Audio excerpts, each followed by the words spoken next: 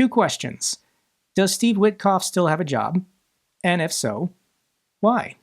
Is there going to be any accountability for this? And I can phrase this in a different way because I know people have their biases against Ukraine for whatever reason. But Steve Witkoff is the special peace envoy to the Middle East.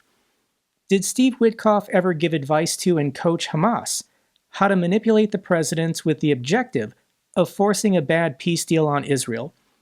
Would Republicans be okay with him doing that? Because that's what he's doing for the Russians. Of course, Trump was asked about this conversation with Witkoff, and of course, Trump defended Witkoff. This is what he was asked.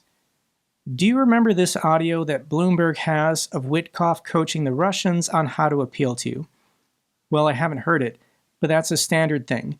He's got to sell this to Ukraine. He's got to sell Ukraine to Russia.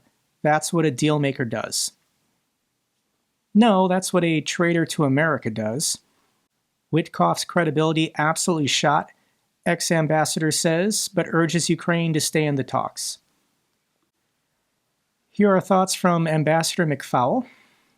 Before Witkoff meets with Putin again, I wish he'd stop in Kyiv and meet some mothers who lost their sons and daughters fighting against Putin's invading army on the front line, or talk with some kids who lost their grandmas in Putin's drone attacks, or meet some warriors without limbs, or chat with NGO leaders documenting kidnapping and other atrocities in places occupied by Putin's army, or call en route to Moscow the daughters of Nemtsov and Navalny to ask them what kind of a guy Putin is.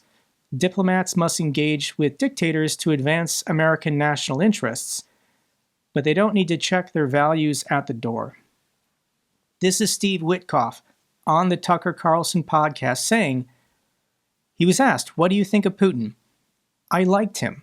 I thought he was straight up with me. I don't regard him as a bad guy. I'm not going to play the clip, I'll link it down below, but Steve Witkoff loves Russia. He loves Putin. He's trying to help them against America's best interests.